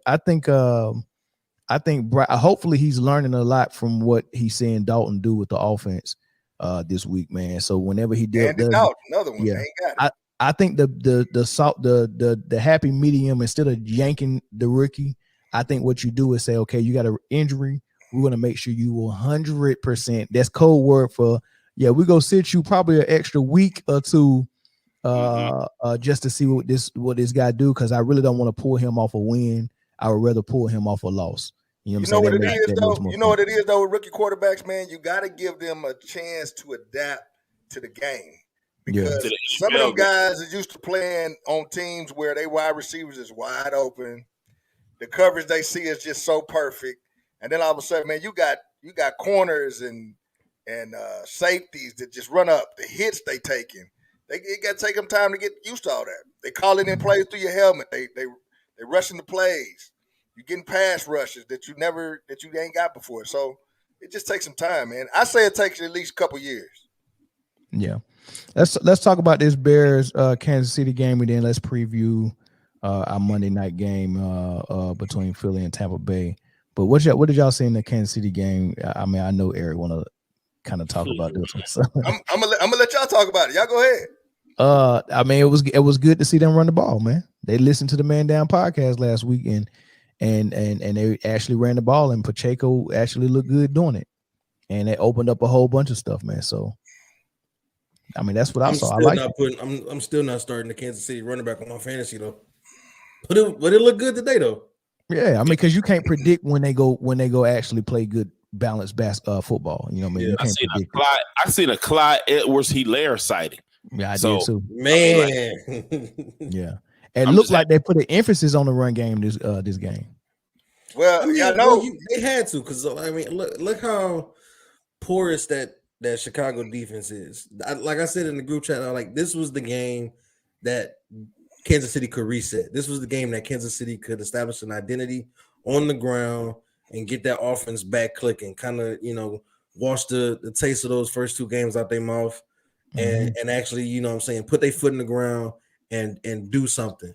This was a perfect bounce back week for them, and they did exactly that. They put their foot in the ground and let the running backs get down there, and it was a more balanced game than we've seen in the first 2 weeks. So are they back? Back. I don't know. They never left. Shit. I don't know. They was gone in week one, Eric. Listen, for the past 2 weeks, we know what Kansas City capable of. They Super Bowl, they can be Super Bowl contenders every single year. But for the past 2 weeks, they didn't look like they didn't look like those dudes. You know what I'm saying? Today they look like those dudes. They look like they got everything as far as all the kinks. The defense looked great. The offense looked great. If they can carry that over to next week, who y'all got next week, E? Somebody that don't matter. But the Jets. The Jets. Okay, so y'all gonna look good again next week. You're gonna get another tune-up game. No, that's a better defense. No, that's a better defense. It is a better defense. That defense gonna stretch them a little bit. Pause. Yeah, that's how long? Q got hurt this game. Did he come back? Quentin Williams got hurt. Yeah, he went to the sideline with a shoulder. Did he come back in? I don't know. I don't know. That's gonna hurt. That's gonna hurt the Jets defense. If he don't come back in. But either way it go, defensively, Kansas City is still gonna look like Kansas City did today. It remains to be seen. We know what they're capable of. If they're able to dominate like they did today, then I can say that they back. You know what my biggest fear was? What's that? If they struggled this game, then I would be like, then I was gonna be worried. Oh, if y'all would have struggled, man, we would have struggled. I would have been like, oh man, what's going on? We'd have known something. Eric, I've never heard you. I never heard you give an objective opinion on y'all struggling. It was it's always. I was nervous. I was nervous. That was my anxiety. I took my medicine before the game came on. But hey, if I was like, are they gonna struggle? And then they went 6 plays on the first series, and then had to punt. So I said, I hope they ain't. But then it's like once they get that first touchdown, man, they kind of get in the rhythm and get it going. But you don't want to get no dog fight with no loser, man, because loser ain't got nothing to lose. That's true. That's some real talk right there. Hey. You don't want to get in a dog fight with a loser. That's a bar right there, boy. That's a bar. Last time we got the dog fight, man, was with the week 1 with Detroit, and I said, "Oh man, y'all got the goddamn dog fight." Nobody expected Detroit to win that damn game, man. Oh my god! Hey, but I expect that because that's his squad. I expect that from him. Yeah. But it wasn't even biased, man. I watch us, man. I knew something. So I didn't see that. I was like, oh man. But you know what? I never lose faith in my team, man, because I just know that they figure it out every year. They do. Every year they figure it out. What? He's not wrong either. They always look like, oh man, what's wrong with Kansas City? They finally look like something is wrong. And then the closer we get to November and the fall and December, then the new year come in and they in the playoffs and they in the Super Bowl. Like they don't rattle off a quiet 8-game winning streak. Right. Leading the division. Right. Hey, my biggest fear was Patrick Mahomes twisting his ankle. Yeah. Is he okay? Yeah, he's okay. Yeah, he's good. All right. So Eric, this is the thing about Kansas City. If y'all can get to the playoffs, y'all feel like Golden State do. If y'all can get to the playoffs, I'm like, man, we so familiar with the playoffs, and you know what I mean. And in some of the teams we play, like when the pressure comes and everybody buttholes get tight, that's when Kansas City is like, man, we so comfortable and loose. You know what I mean? Like we know how to navigate this, and if you can get to the playoffs, if Kansas City can get to the playoffs, they feel like they got the advantage. So that's their whole thing, man. Be like, look, man, if we just get us in the playoffs, man, we got this, man. We gotta win is 4 games or 3 games. Oh man, too easy. Mel, I'm gonna tell you your biggest. I'm gonna tell you because I used to say the same thing about running the ball, but my thing is this is what y'all don't understand. Some people like to run the ball to open up the pass. Some people like to use the pass to open up the run. Mm-hmm. The problem is that when you start scoring so many points with the pass, it's almost work like a run because you're getting 5-6 yard gains every time you throw the ball. I agree. So you can get comfortable with that. No, I agree. But that's when everybody get in the groove. Once y'all get in that groove, and you find that groove, y'all can just do whatever y'all want to. Y'all got them eating out the palm of y'all hands. They biting on play action. They don't know where to look. They trying to double Kelsey, and the middle's opening up with the receivers, and then they try to stop that, and then Kelsey's 1-on-1 with a linebacker. But you gotta each game takes on its own life, and you have to figure out where's our groove going to be at. And the thing about Kansas City is when they're passing on everybody so much, they always come out and trying to see if they're in that passing groove instead of saying, hey, can we get in the run groove tonight? Yeah. I agree with that. I just think that the thing about when we do get pass happy, my only issue is that you out there with some new receivers. They ain't Tyreek Hill. That ain't your usual McCole Hardman. These guys is trying to get used to Patrick Mahomes passing the ball, and he ain't passing the ball sitting in the pocket. He's most dangerous when he's outside the pocket, looking you down the field, telling you where to go so he can launch the ball to you. Yeah. So the problem is them young guys, man. I mean, new guys, I should say. I ain't gonna say they're young, but when you dropping 7 passes, man, you're supposed to lose the game. Yeah, that's real. Which y'all did. Yeah, right. You funny. All right. So let's talk about this Monday night game, Philadelphia playing it. So I'm looking at ESPN this pick'em joint, and it's 89% of everybody picked Philly to win this game. Is there any chance that Tampa wins this game? I think it is. Absolutely. I don't think the margin is that big. Philly let's be real. Has Philly looked like the world beaters that we think that they are? Nope. And the fact that I think it's scary that Baker Mayfield has this chemistry with Evans and Godwin already. That's gonna be a threat. I'm gonna tell you. Look, and if Gardner Minshew can go in there and beat Baltimore, then Baker Mayfield can go in there and beat Philly. But this is what I see from Philly so far this year. They struck gold last year with Hurts being a dual threat quarterback, running, passing, and doing all that stuff. Man, they hit everybody by surprise, right? And he was supposed to win the MVP, but he came in second behind Pat Mahomes. For some reason, they gave him his contract this summer. They gave him his contract this summer, right? They gave him his contract this summer, and it looks like they came into this season, and I don't know if it's Hurts or the O coordinator or whatever the case may be. It seemed like they're trying to help him get the MVP this year. And when I seen that game where they was playing somebody and they were just playing around with him the whole first quarter, they kept trying to run Hurts and it wasn't working.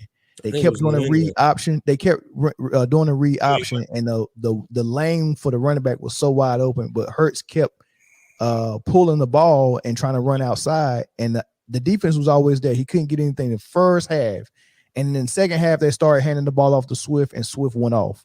Now every time they got to the 1 yard line, Swift would get him to the 1 yard line, and guess what they did? They gave it, let Hurts run it in 2 times. I'm like, why the hell would y'all do that?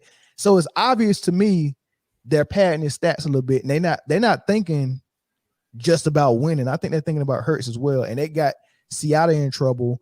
And if you let Marshawn tell that story about why they threw that pass in the Super Bowl from the 2 yard line, we all know why they threw that pass. All right, why you think they threw that pass? They didn't want Marshawn to get MVP. And they didn't want Marshawn to be the hero because he was trying to negotiate his contract that summer. They wanted Russ Wilson. Yeah, they knew they was trying to put all their eggs in the Russ Wilson basket. Here y'all go with this damn conspiracy. No, it's real. Marshawn Lynch said this on the podcast. He said that. He said that was a political decision and they made it in the Super Bowl at the 1 yard line. Why else would you throw a pass? Think about it, man. Listen, I remember it like it was yesterday. It was 2nd and goal at the 1, 35 seconds, and Seattle had 2 timeouts left. Seattle had 2 timeouts left. So it was 2 timeouts at the goal line, 2nd down, and you had Marshawn Lynch. So you mean to tell me you could have ran the ball 3 times to get a yard with Marshawn Lynch? Was probably and you decided to throw a slant. One of the best after contact runners that during that time. The absolute the owner of the Beastquake. Everybody on the Saints defense touched him, and he still ran for 64 yards. Hey, yeah. So y'all gonna stop with this Illuminati shit, or we gonna talk about football? I'm telling you, it is football. Hey, you gotta take that up with Marshawn. Hey, bro. So you mean to tell me? So hold on. So E, you mean to tell me that if you were the coach or you were the offensive coordinator, that you throwing that pass was the best option than you running 3 straight plays at the goal line with Marshawn Lynch? Well, don't ask me what I would do because I like running the ball. That's what I would have. I mean, that's what, especially if it's working. Pete Carroll, the was caliber about coach he is, should have ran like everybody's. Hey, that was Pete Carroll. That was Pete Carroll's ego versus winning the game. Pete Carroll's ego would have made Marshawn touch that ball 3 plays in a row. No, yeah, that was about Russ. That was about Russell Wilson and the future of the Seahawks. That's what that was about. Hey, I think that was about Pete Carroll's ego. Pete Carroll wanted to everybody knew to run Marshawn Lynch on the damn 1 yard line. Everybody knew that. That was Pete Carroll. He the one called the play. Who calls a pass play on the damn in the 1 yard line? Nobody does that shit. Nobody does that. Why is Eric camera shaking like he on a cruise ship? It was perfect for what he was saying, though. Like it went with what he was saying. Like who calls a pass play? Perfect. Nobody does that, bro. Nobody in the world does that. That was Pete Carroll. Oh, yeah, we know why. Put Russell Wilson over though. That was what it was trying to. It was trying to put Russell Wilson over, make him the hero. No, that was Pete Carroll. Think about it. Pete Carroll was like, watch this coaching genius I'm about to do. No, because put it like this, man. What's the better optics? Russell Wilson, the family man, the God-fearing man, the people's quarterback. I don't know if it was about. I don't know if it was about that. I think it was definitely optics. No, too. I think it was more about they knew that Marshawn Lynch was about to come at their head for the money that he deserved that summer, and they didn't want to give it to him because they had to pay Russ. And there was, and you could see what they did after that. They started dismantling the Legion of Boom.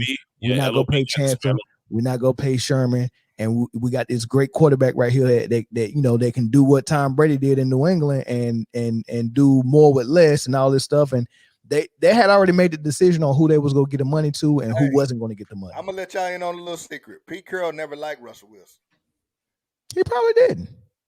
But he's not the only one making the decision about who getting money though. I understand that, but I'm saying Pete Carroll, that wasn't his guy. He didn't really care if they got Russell Wilson stayed or not. Because it was time to pay Russell Wilson that recent last time, he was like, let him go to Denver. Oh, that's after that he done had 3 straight years of struggling because he didn't have no defense or no run game or no O-line. But they gave up everything when they dismantled the Legion of Boom. Seattle was known for their defense. They wasn't known for no killer. They was known for their defense and their running. And look at all the people who didn't get paid versus Russ getting paid. They didn't pay Chancellor Sherman. They let Percy Harvin go. They let Doug Baldwin go. They let Golden Tate go. They let Marshawn Lynch go. Brandon Browner. But that's a whole Pro Bowl team. Yeah, and then they only kept Wagner and Wilson. But that's my thing. That's crazy. I didn't even think about that, bro. Seattle's whole strength was the defense. Yeah, it was. But they didn't want to pay him because they didn't. Russell Wilson didn't have to do a lot. Look, all these owners have meetings together and they think alike and they spend their money alike. And the formula is we're not going to pay running backs. That's the formula that they're going by. That's the blueprint. And when you find your franchise quarterback, pay him and then let him figure out how to win with not having all these weapons that you're paying. So yeah, we'll keep Deshaun Watson, but we'll let Hopkins go because we got a franchise quarterback. He can figure it out. We'll let Randy Moss go because we got Tom Brady. Right, we'll let Doug Baldwin and Golden Tate go because we got Russell Wilson. We'll let Marshawn Lynch go because we got Russ. We'll let Tyreek Hill go because we got Pat Mahomes. Bro, they never in the history of the NFL, and I'll say the recent NFL, since probably the 90s with the Cowboys, they never want to pay running backs. Oh, of course not. They never want to pay running backs. You know why they never want to pay running backs? Because running backs are expendable. Yeah, but you proving my point though. My point is that in Seattle, once they realized that Russell Wilson was a franchise quarterback, they said, "Oh, we can not pay everybody else and just pay the quarterback, and we'll figure it out." And that's what they did. Trust me, I know that's the blueprint. But that's my point. I don't understand why they would pay Russell Wilson some big money. Russell Wilson did not do anything, bro. He won him a Super Bowl before he got that money. I ain't gonna lie. He won him a Super Bowl. He got 3 Super Bowls. I get it. They embarrassed Denver. I got it. But what I'm saying is the defense did that, bro. That wasn't no motherfucking Russell Wilson. Yeah, but that's not to put up points. That's what we know. But Russell Wilson performed very well, and he proved that he was a franchise quarterback. That's how he got the money. Did he get an MVP? Without? I don't know. I don't think so. Maybe did he get a Super Bowl MVP? He definitely got that Super Bowl MVP against Denver. Yeah, he got Super Bowl MVP. He didn't get the MVP. He got a regular season one. I'm trying to get a regular season. If you want to be real about it, Percy Harvin was the MVP of their offense.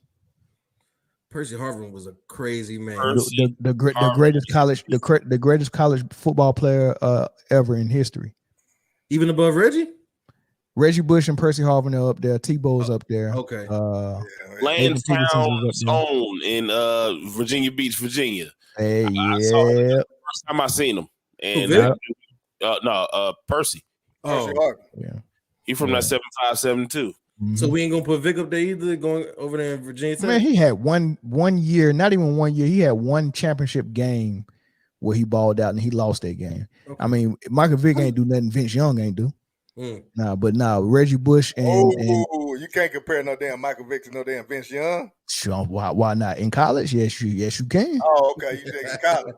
Because Vince Young got that money and went crazy. Hey, so back to the Philly game. I picked them though. I still picked them.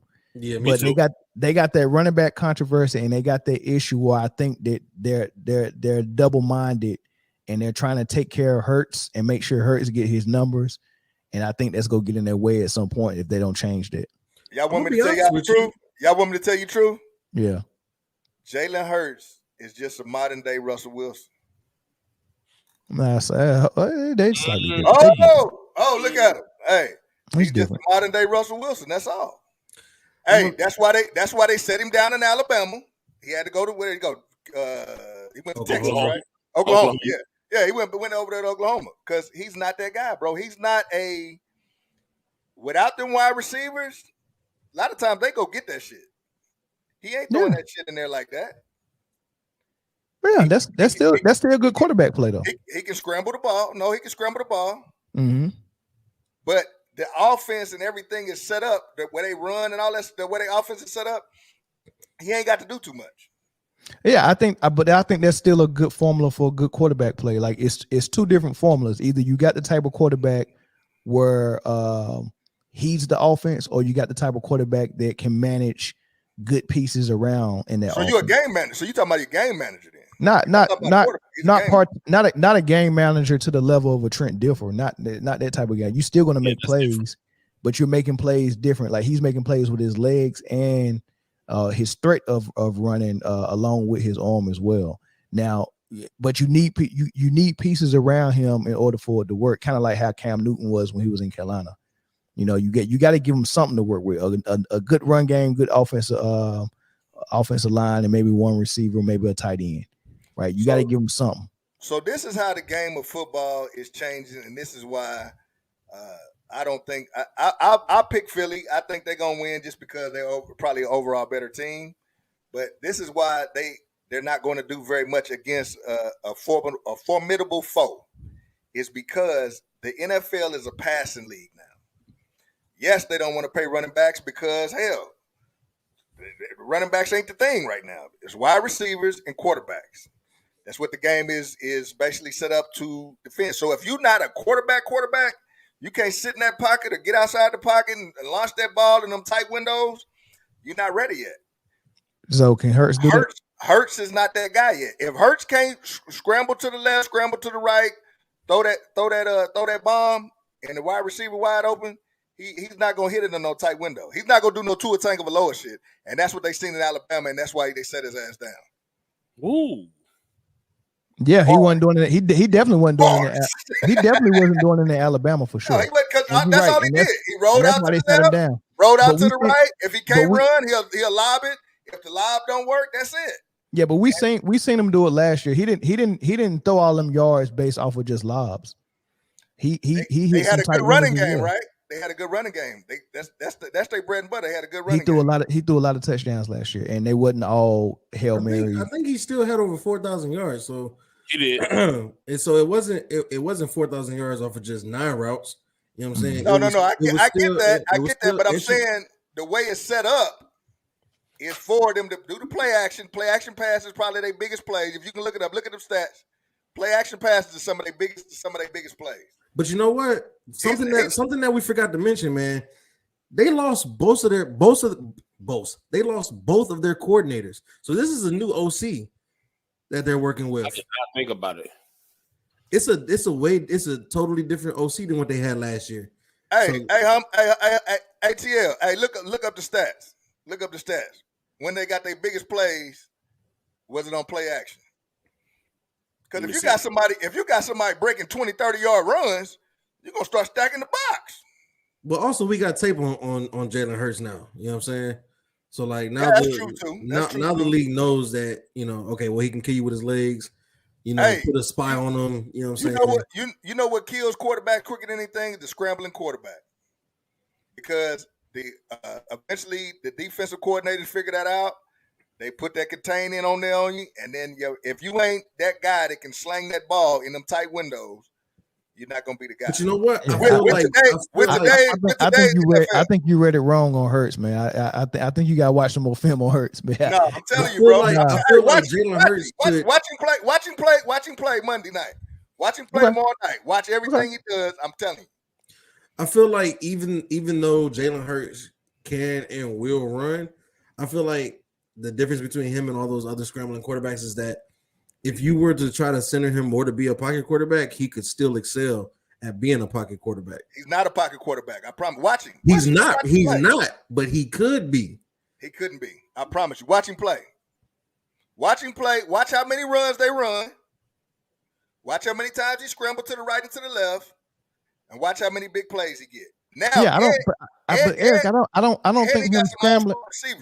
Right, I don't think him scrambling is part of what you're trying to put on him, because Mahomes scrambles as well. I was just about to say the same thing. And Mahomes make a lot of plays off schedule. He don't sit in the pocket and make all his plays. He get out of the pocket a lot. Listen, scrambling. If you don't stop cussing on here, so check it. E. So scrambling is different than running. Right, when you say running, it's a design run, like the RPOs, everything like that. When he pulls and tucks it, it's a design run. Scrambling is you stay back there, you went through your progressions, the play broke down, you're trying to extend the play and make it happen. Right now, Jalen Hurts is a running quarterback, but I feel like if they wanted to take that away and make him more of a pocket quarterback because of his running ability, his scrambling would still be good, but he wouldn't be necessarily so much of a running quarterback. He would just run when he needs to, like Patrick Mahomes, which would and he would be I feel like that'd be a better fit for him. Pass first, run when I need to. Hey, Jalen Hurts is making more plays with his arm than Lamar Jackson is. So yeah, they're selling out on Lamar Jackson for the run. Yeah, they already did. They just go all after. They just go after. They just go after Lamar Jackson. They don't even do nothing no more. Hit Lamar Jackson. That's it. What's the game plan, Coach? We in the 4-3-3-4. We in hit Lamar Jackson. Hey, let's do this last game. Bengals Rams. Bengals are 0-2. We don't know if it's still a game time decision if Burrow's going to play. I ain't gonna lie. It don't matter if Joe Burrow play. I got the Rams. Oh yeah, you got the Rams. I got the Rams, bro. I'm picking the Rams. Listen. I saw a lot in that first game against Seattle. I saw a lot in that game against San Francisco. Although that game against San Francisco was a loss, it was I guess I could say clean loss. It was a good loss. It was a good loss. You know what I'm saying? There's no way the Bengals go down 0-3, man. That's no way, bro. Listen, I don't know, man. I don't know. Listen, I can't. For the past 2 weeks, I've been saying this, man. A healthy Matthew Stafford is a dangerous Matthew Stafford. Hey, what I just say? You don't want to get in a dog fight with a dog that ain't got nothing to lose. Yeah, that's true. You don't want to get in a dog fight. That dog ain't got nothing to lose. And he doing his best Tom Brady impression with these no-name receivers he got. They ain't no names no more. They ain't no names no more. Tutu Atwell, I know their names very well. Them boys are putting up buckets. Like I picked the Rams. The Rams. It's gonna hurt if the Bengals were my pick to win that division, man. So it's gonna hurt if they go down 0-3. If Burrow is healthy, if Burrow plays, I'm gonna give it to the Bengals, but I ain't no way in the world, man. I just don't see the Rams beating the Bengals. Not with a healthy Joe Burrow. The worst thing you could do is put a less than 100% Joe Burrow behind that lackluster O-line where Aaron Donald is on the other side. Yeah. That is the worst thing you could do. I just hope he's a lot better than what he was last game. Because without him being healthy, Joe Burrow, the type of quarterback, he got to be 100% healthy to play at his best. If he's not healthy, Agreed. And that not the left side of the offensive line, but that right side offensive line, suspect.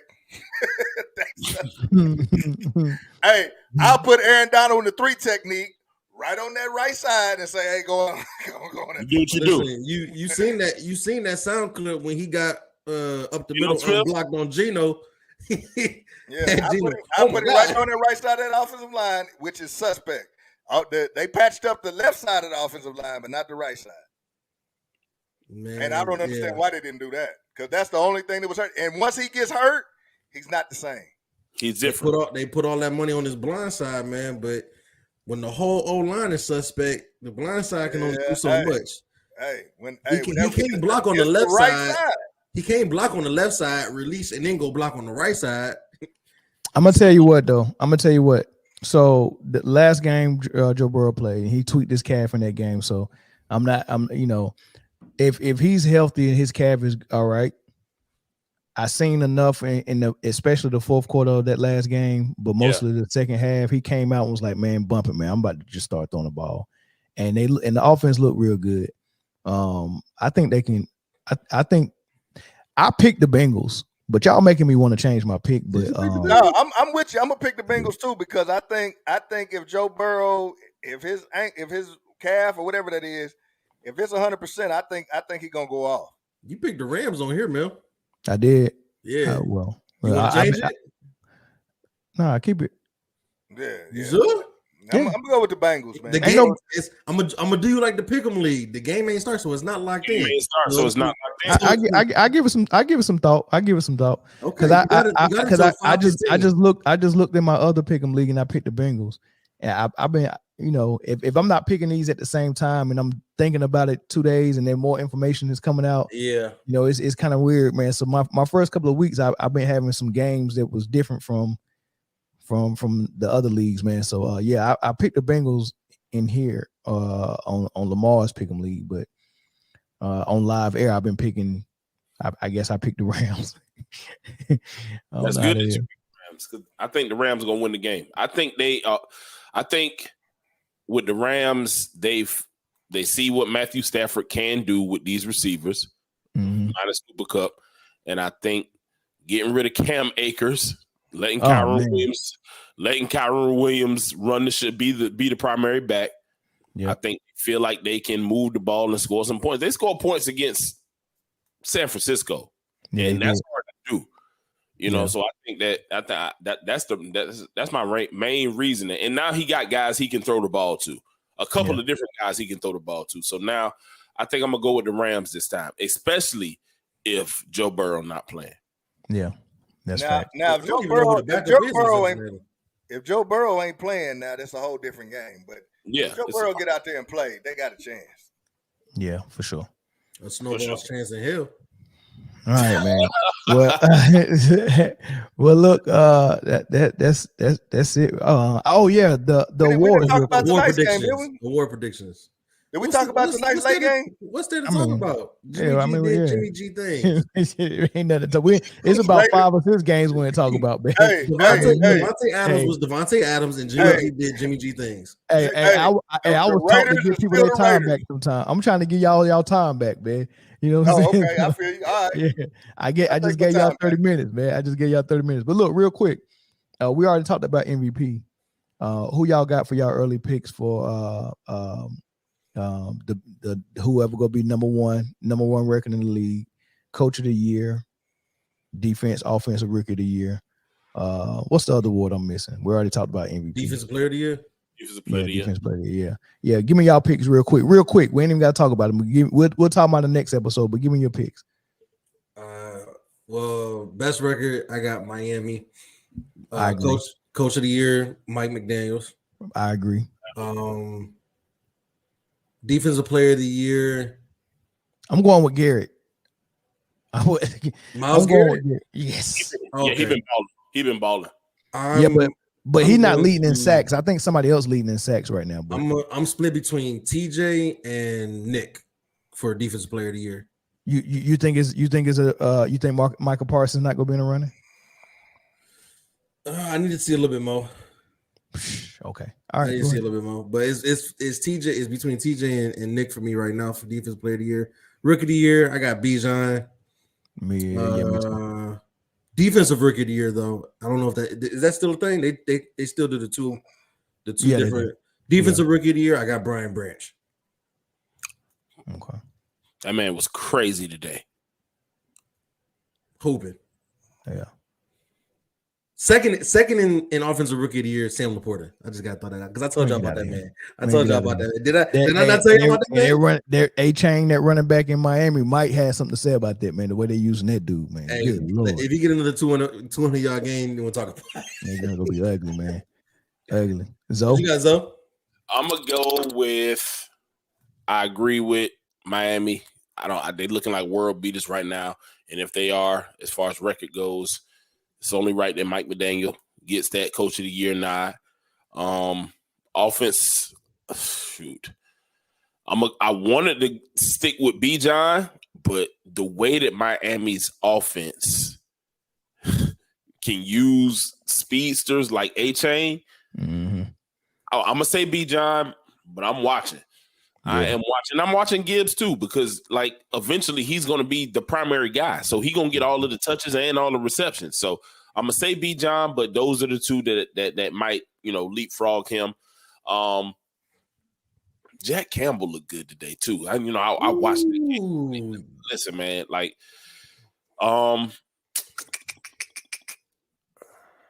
defensive player of the year. I think I'm going to go with Mel's pick. I'm going to go with Myles Garrett. He's not leading, but that Browns defense is what's been carrying them. Yeah. He's definitely anchoring that defense. He's anchoring the defense. So I'm going to go with him. What am I missing? Defensive rookie of the year. Yeah. Defensive rookie. Man. Are we doing the most improved too? Or is there most improved in the NFL? We'll wait for that. I mean, you might need some time for that. And we got. I mean, there's really no defensive rookies that's really jumping. Yeah, like Jack Campbell surprised the hell out of me today. Like, listen, man, this man was everywhere. Him and Brian Branch made me feel like, okay, this Detroit team got a perfect mixture of older dudes and younger dudes that can make plays all over the place. I swear, Brian Branch, it was a series when every single play he was around the ball. It was either a deflection or was a hit on the ball. Or a tackle. A deflection or a tackle for like 6 plays in a row. Everything was with 32. Mm-hmm. Is that his number? 30? I got a everywhere, bro. I got a DeAndre Swift jersey. I want to see if I can change the nameplate. Change the name, put Branch on there, and put Branch on it. Yeah, I'm telling you, bro. Like with what he's done, if Detroit can maintain, a decent record, which is looking like they are, yeah, he's probably gonna be defensive rookie today. He minus him, we probably had a better chance of winning the game. But with him out there, this dude, he shut stuff down. And the way that y'all use Jack Campbell, and I saw somebody out here coaching him up in the middle of the game, and he made the play like the next play. Mm-hmm. So I'll probably go with one of them. Detroit's defense is real. Y'all convinced me today, bro. Y'all convinced me. Not to mention they've been putting Branch at nickel corner, so he's doing all of this as because what the commentator said, he was like, nickel corner, you supposed to do corner things, but you're also supposed to be able to slide in as an extra linebacker if need be. So he's doing because he was coming off the edge on like little linebacker blitzes and stuff like that. Making plays in the backfield. Yeah. Oh, I think he stuck Bijan real good in the backfield. They called a flag and it wasn't a flag. I'm gonna be real. Like it was just Bijan saw him coming and protected himself. Mm-hmm. So Brian just ran through him and their helmets happened to collide. Yeah. I don't think it was. They starting to call that a lot this year, though. Yeah, they called him a lot. The thing is, Branch never level changed. He did. Bijan did. Yeah, Bijan level changed and initiated. Yeah, the helmet. Branch ran straight at him, and Bijan knew he was dead to right, so he tucked the ball, dropped his head. Mm-hmm. He dropped his head, and that's what caused the helmet-to-helmet contact. And I was like, listen. Yeah. It's really hard for a defensive player. I play defense. It's really hard to change levels if you running full speed trying to make a tackle and somebody stopped. He lunged. He was off the ground at that point too. Yeah. And so you stop and you drop your head. Like, come on, man. That's crazy. That's crazy. That was a bad call. It was a bad call. Hey, but they've been calling a lot. They've been calling a lot this year. They called a helmet. The helmet tonight that wasn't even a helmet. The helmet. Yeah, they said he barely grazed the dude helmet, and they called a helmet. Yeah, Minka put his helmet on the shoulder pad, and they called it. They trying to get him back for the Nick Chubb stuff. what about you, E? What's your award prediction so far? Best record, Kansas City. Of course. Did y'all see who we played the next 6 opponents? Next 5 now. All of them are sucked last year. All of them pretty much gonna suck this year. It's crazy, y'all Super Bowl champs and still got an easy ass schedule. I don't know how that works. Got an easy record, bro. Let me look at it. I don't know how that works. Y'all supposed to have the toughest schedule. Hey, I'll see you in Vegas. Who y'all paying? Coach of the year. You know what I say? Eric Bieniemy, man. How he gonna get coach of the year as an offensive coordinator? Because I think he should be the head coach. You know what? We talked about this last week, and he might end up being the head coach if they get rid of Ron Rivera. He gonna promote Eric Bieniemy. Ron Rivera getting old, man. Ron Rivera getting old, yeah, bro. I'm gonna take rookie of the year. I'm gonna take A-Chain, man. And then off of one game, though. Hey, man, bro. That was a crazy game. It was a crazy game, but like one game. Hey, man, golly, bro. Bijan be elusive for all 3 games, though. And then I think by the end of the year, bro, I think Bosa gets it. Which Bosa? San Francisco Bosa. Okay. Yeah. That's fair. I don't know. They paid, you know what, man? I didn't even mention this, man, but since y'all paid that man, Chris Jones might be in the running too. Oh, Chris Jones, the only thing about Chris Jones, though, man, is he's good, and I give him that. But I don't put him up there as you don't really get Chris Jones. He's like that one good player, one good defensive premier player we got. But I don't put him up there with a Bosa, TJ Watt. I don't put him in that same category. Yeah, but he is y'all guy. He's y'all guy. I get. He's our guy, but he's not one of them guys. That's fair. Really? That's fair. Like them guys. He had 15.5 last year, bro. I got it, bro. But is he one of them guys though? Absolutely. You'll give Chris Jones $137 million? Absolutely. Because they just gave Bosa $137 million. I think you think he's on par with Bosa? Nick Bosa. He's in that room, man. It's him, Garrett, Donald, and Bosa. See, this is what y'all don't get though. Chris Jones is getting older, bro. So if he gets, let's say he gets 3 more good seasons, that might be it. So then pay him for 3 years. They're not gonna. He won't Bosa money. He won't Bosa money. We ain't got Bosa money. Or just okay, you can still get Bosa money without getting Bosa years, right? Bosa's contract was $170 over 5, right? But just pay the same amount over the same money. Just so what? Bosa would be making what, 30 or 40 something million a year? Pay that 34 something million a year for 3 years for Jones. Kansas City has been my squad since forever, since I think I knew the world existed. But we ain't never paid nobody, bro.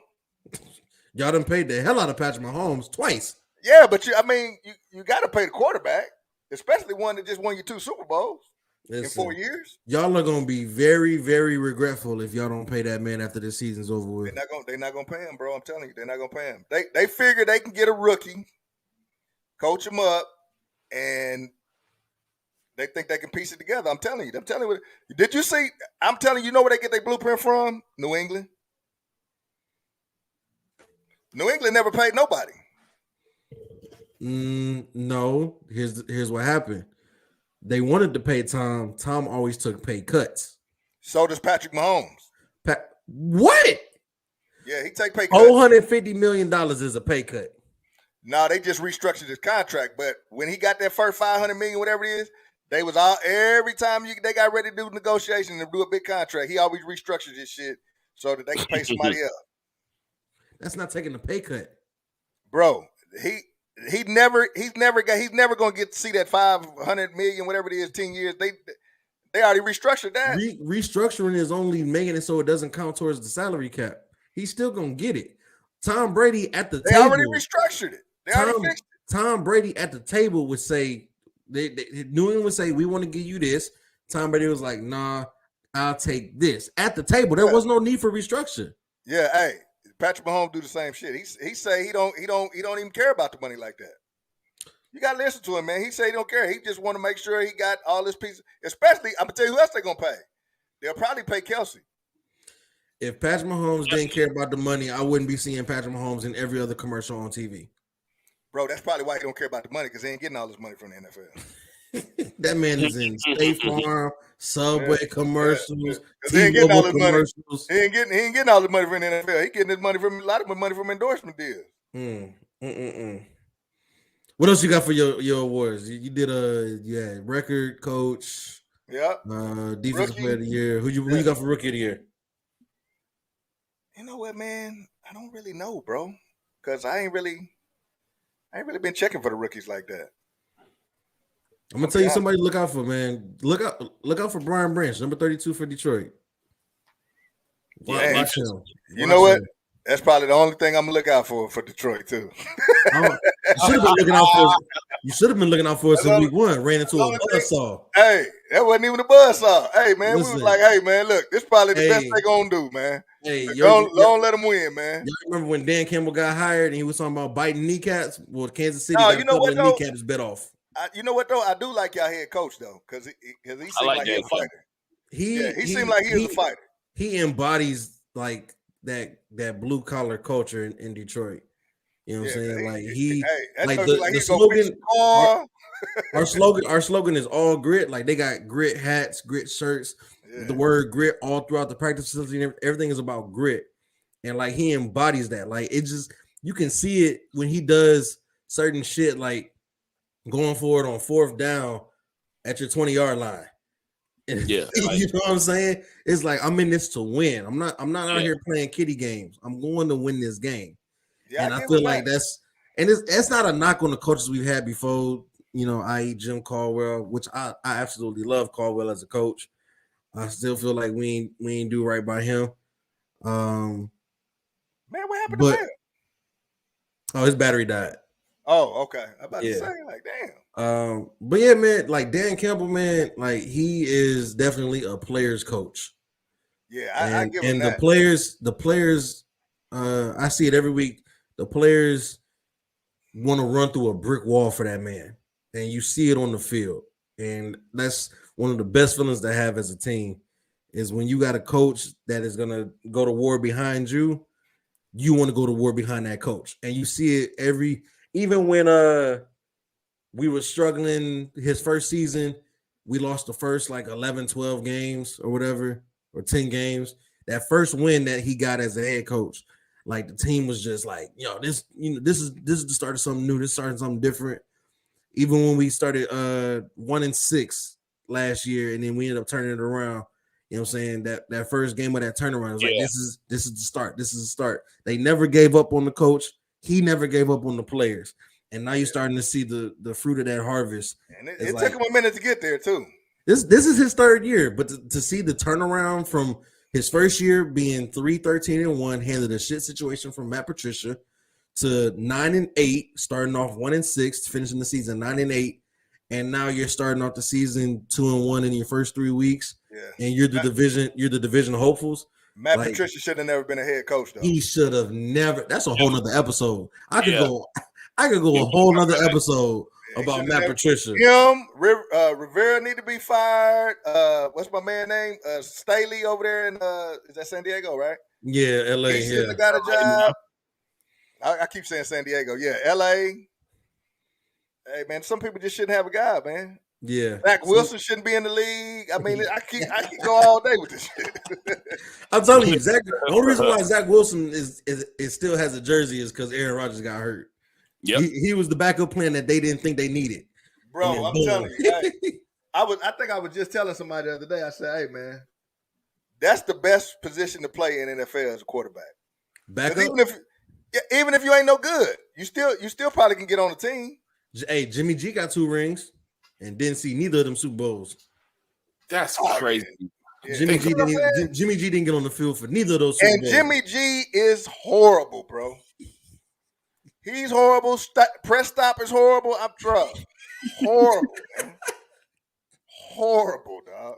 I swear to God. Oh man. Those guys are I'm like, this is the position. I should have taught my son instead of letting him play defense, I should have been like, man, try to play quarterback. Just try and play quarterback, dog. You ain't really got to know nothing. You can get you some highlight reels. Look how long it took him to get Jameis Winston out of the game, bro. He went 30 for 30. It was like,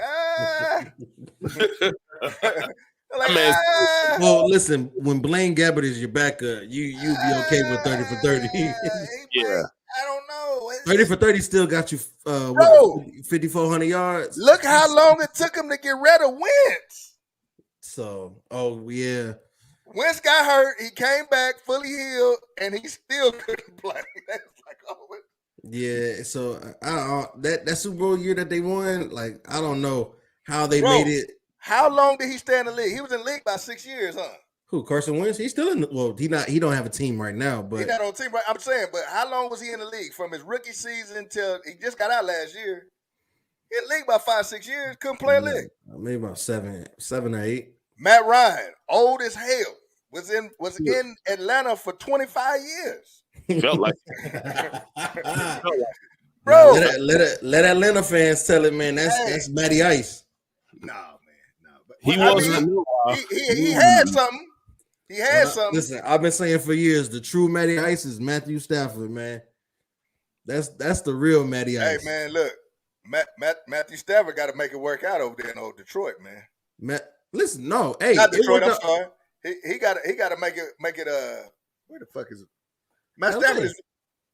That's what I'm saying. Yeah, he got to make it work out. He got a ring. He already made it work out. Hey, they bet the house for that one ring. And they got it. That's all that matters.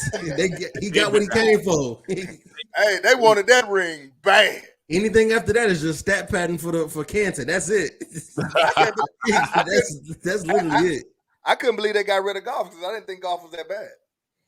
Yeah, they needed a quarterback in right now, man. But hey, it's a win-win, man. They got that ring, and we got a beautiful situation out of it. Like, we really coming into our own shit. So yeah, maybe the next 10, 15 years you actually win something, man. That's crazy. Oh, that's crazy. I'm gonna get my AARP. On that note, since we taking shots, that we at the 2-hour mark, man. So all right, man. I get with y'all, man. Hey, it was a pleasure talking to you boys, man. Always, man. We'll be back in here sometime this week, probably hopefully Tuesday. Hopefully we can get in Tuesday. Yeah, Tuesday. So we can recap the Monday night games, predictions for week 4. Now, hey, who y'all got for Monday night? Philly and LA. Both of us. I got Philly. I'm not gonna go. I'm gonna go with Cincinnati if old boy healthy. Okay. All right, man. We'll see y'all here next time, man. Peace. All right, later, man. Down.